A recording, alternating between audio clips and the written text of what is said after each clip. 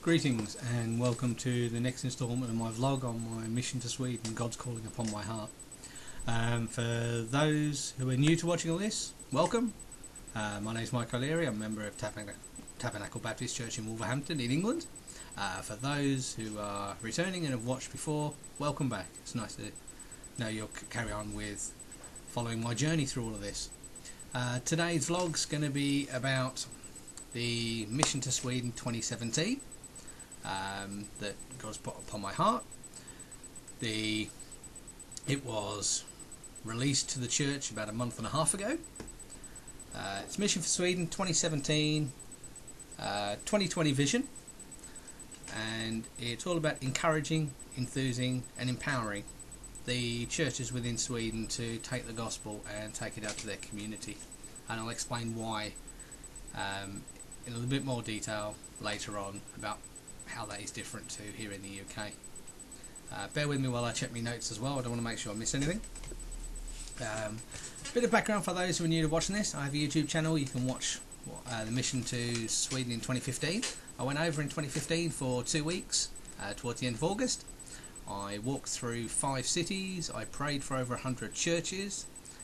I met with several church leaders and Christians in each of the cities. I talked to them about the state of the gospel and Christianity in general in Sweden, and the problems that they face, or how it is different to where I am in the UK. I did a little bit of background research into it before I went, but nothing prepared me for the amount of pain and heartache I felt listening to my brothers and sisters over there really give me honest,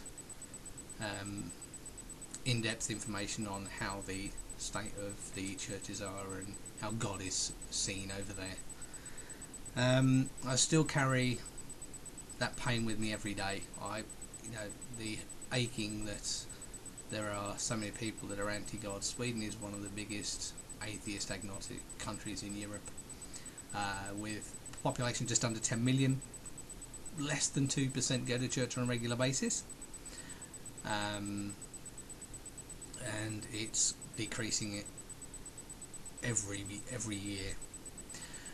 The one big reason why churches are losing people is because Sweden was church and state together as one, and that split in 2000 because a lot of people didn't see the church as significant, and they left. Everyone was an automatic member of the church at that point when they were born before 2000. After 2000, people have handed in their memberships and requested that their membership to the church be cancelled because they don't want it.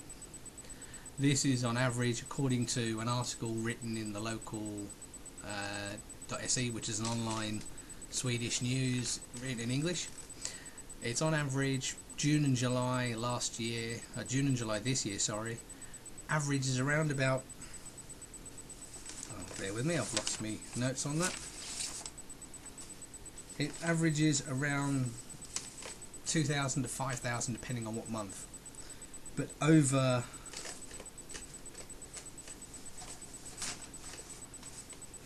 the 2-month period back then, the numbers doubled and trebled in each month.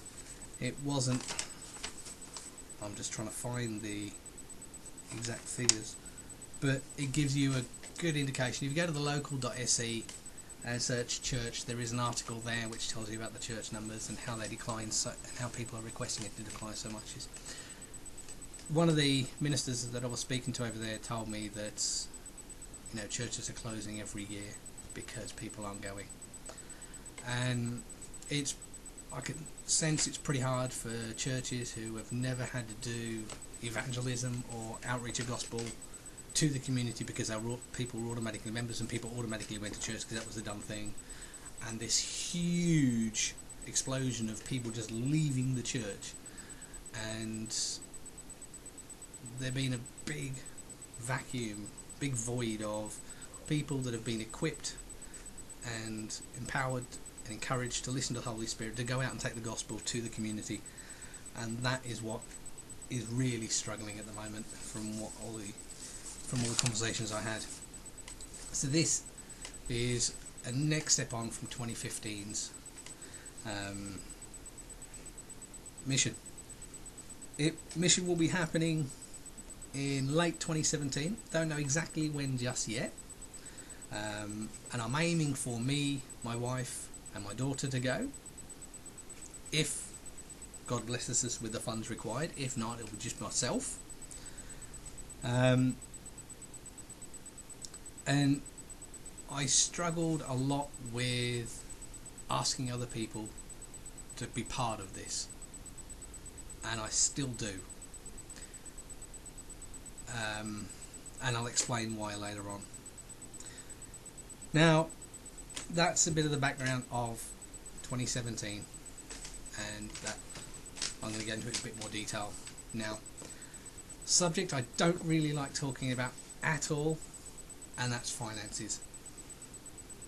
And it's simply because I have a huge problem with TV evangelists and they really do get to me when they turn around and say, give me this, if you give me this, God will give you this, if you buy this handkerchief or whatever, God will multiply everything 100 times or 1,000 times. And I don't really want to come across that way, and that's not what's on my heart to do. Over time, over the last 12-18 months, I talked to my pastor on this and a couple of other wise Christian brothers and sisters, and they said, no, it is actually part of mission, that you get other people involved and you spread what God's put on your heart to other people to give them a chance to be part of the mission. And I thought about it, and my pastor kindly pointed me in the direction of this book, Funding Your Ministry. It really opened my eyes, and it still makes me a little bit uneasy to talk about money. It's opened my eyes to the people who partner. For example, yourselves. If you partner with me on this mission, it's not just me going on this mission, it is all of you. It's very much like we're all cogs and we're all turning, and the more cogs that can get involved, the more people who turn, it becomes a bigger thing, and it is some people's calling as well, not to go out into the mission field, but to be there and to help with finances and partnering, to help with prayer, to help spiritually, mentally, physically, and that is some people's calling, and that is what I really struggled to get hold of. So please forgive me if I come across like a TV evangelist. I'm not trying to. This is an honest, heartfelt calling to offer partnering to all those people out there who are called to help in that way. Why was it called 2020 Vision? When God spoke to me originally, earlier this year, late last year, it was £20 a month for 20 people or 20 families, and that would get me very close to the goal of what I needed in 12 months' time. The overall goal, what I'm trying to achieve, is a minimum of £5,000. That may sound a lot for 2 to 3 weeks, but that is airfare, standard economy. That's a suitable little car, hire car. I'm not going for big posh or anything like that. I don't believe in throwing money at something just to have it look good. To me, I would rather spend the money on what God wants, not getting me from A to B or things like that. So a suitable bit of transport to get us around that's reliable, hire car. Suitable accommodation for myself and my family, that's safe and warm. Thankfully, some of our brothers and sisters over there in Christ have said that they will put us up for 1 or 2 nights that we're in that city, and I'm hoping and praying that more brothers and sisters come on board with that idea over there, and that will help with the financial side of things, and also fellowship and whatever God wants to make happen within that. So far, if all the money that comes in 12 months time that's been pledged, At the moment, the figure is £1,240. Excuse me. That is, the funds are not coming to me directly. So if you want to partner with me, or partner with me in this mission for God, it's not, you're not putting the money into my pocket. The money that you partner with will be given to, you'll be sending the money to Tabernacle Baptist Church, Wolverhampton. The church has agreed, the pastor and the administrator have agreed that they will hold the money. They will keep accurate books on it all, so they'll know who gave what bank account money came from, total money, bank account, and everything like that. So every penny will be accounted for, and they will release the funds as and when it's needed for the mission, to pay for the things before I go, to book the tickets, and then to release the remaining funds before we leave. So every penny is going to be accounted for. All you need to do to partner is to send me an email, not with any details on it apart from this is my name, this is where I am in the world, and that I would like to partner with you. I will then send you an email back with the details for Tabernacle Baptist Church Wolverhampton's bank account, and some additional information on how to ensure that that money that you partner with is kept separate and isolated for the mission to Sweden. The exchange rates, for those who want to know them at the moment, as I checked them yesterday, for around the world, 20 UK Great British Pounds is about $30 US. It's about 207 Swedish krona, 31 Australian dollars, and 22 euros. That's as of yesterday. So that's as of Saturday the 29th. So, you know, whenever you feel called, whatever is on your heart to partner with is up to you. Whether it be £1 or £2 a month, £5 a month, or whatever, £10 a month, £20 a month. If God asks you to partner for more, then that's between you and God. That, whatever you partner with, if you choose to partner, is a blessing towards this mission, and you are part of that mission.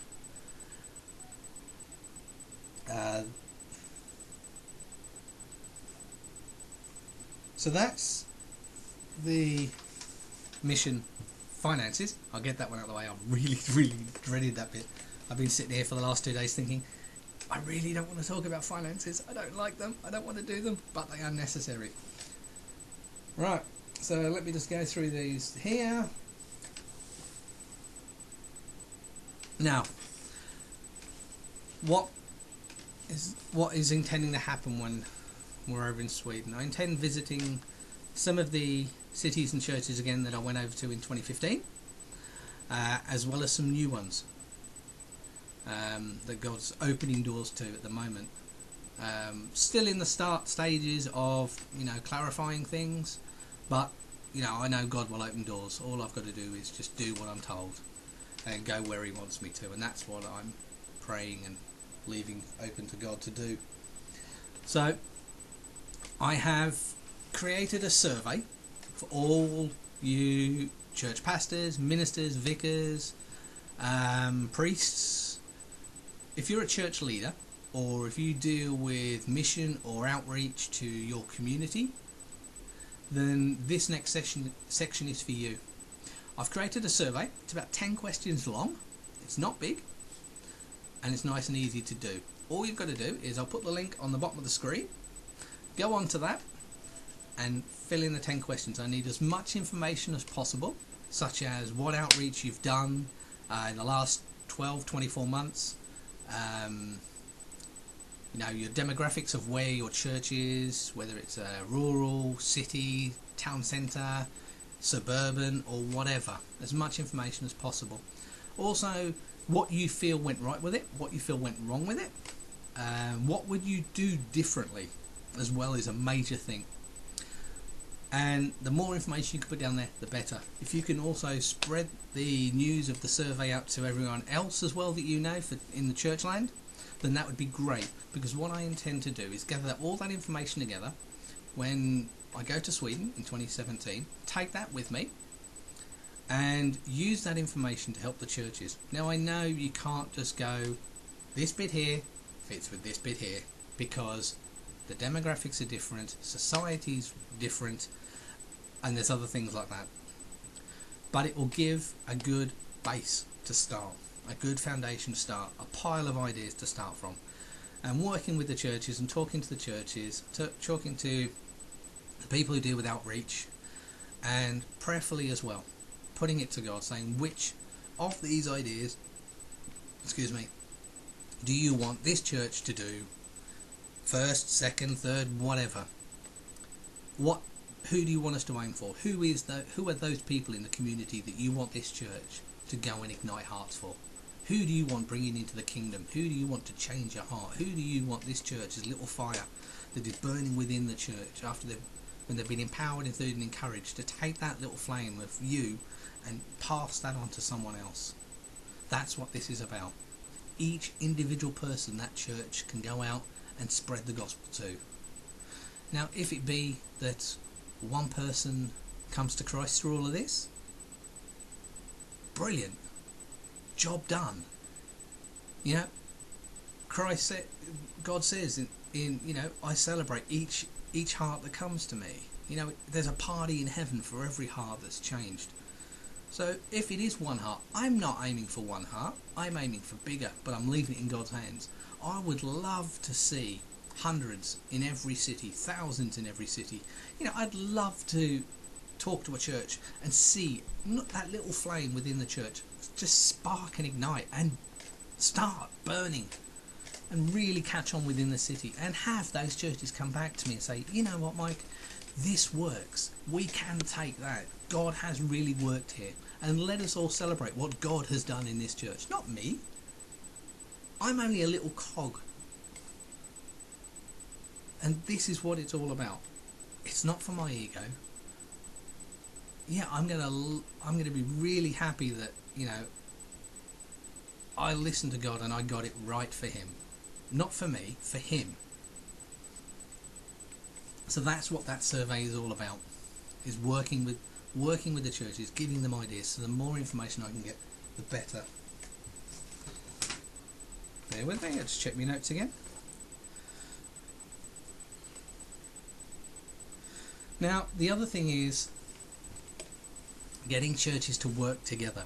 So getting rid of this man-made denominational barrier that exists everywhere in the world. And I'm just going to try it where God's putting me.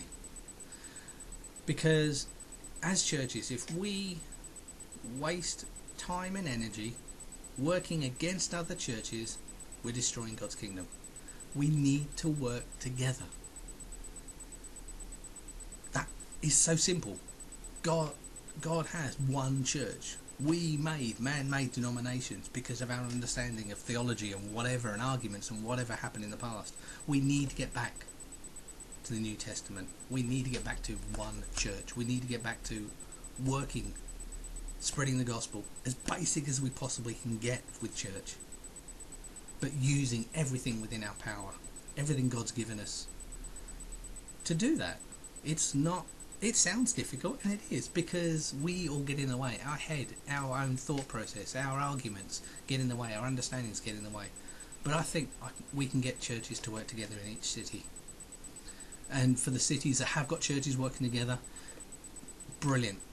Get them to work together a lot more efficiently. Get more churches involved. Be opening to other churches. Be opening, to understanding the calling of God, even if it's not to benefit your church. See, the whole idea about mission and outreach is not bums on pews for a particular church. It's about God's kingdom. And yeah, so what? If 5 churches in a city get together, in a town get together and do outreach, and 500 people decide they want to come to Christ and come to church, if 40 of those come to your church and 200 go to another one, is that a problem? No, it shouldn't be, because they're giving themselves to Christ. And I know that can create worldly problems like funding and everything like that, but we should be looking at that. If we trust in God for everything He's given us and use what He's given us, the kingdom will be multiplied. Now, I'm not saying that, or this mission in 2017 is going to multiply the church by 100,000 or whatever. I'm just going over there to change as many hearts as I possibly can, to spread the gospel as honestly and as godly as I possibly can. I'm not the best person. I'm not the best talker in the world. I'm not the best people person in the world. But I'm stepping out the boat. I'm getting out of my comfort zone here. I'm doing what God's calling me to do. And if I'm a little cog in God's plan, if we're all little cogs in God's plans, which we are, then we can build His kingdom. One person at a time. Changing one heart at a time. It is just that simple.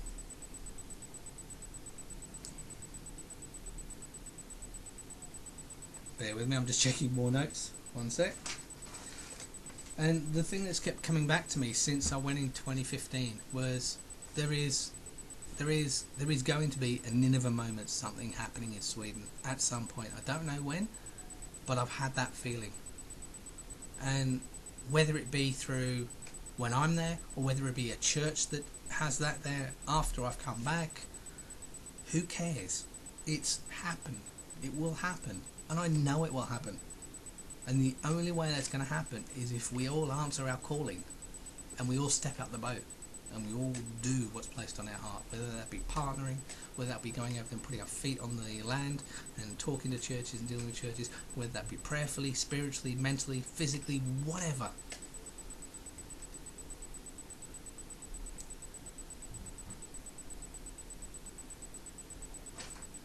So that is the sum of what it's going to be. Bear with me, I'm just checking my notes as well. Yeah, that's that one. Okay, so that one's done as well. So now on to some fun bits. I'm slowly learning Swedish. It's not the easiest language to learn when there's no one who speaks Swedish around you constantly every day, but I do have several ways of doing it. I've got, in 2015, purchased a language kit, Linguaphone. That's helped.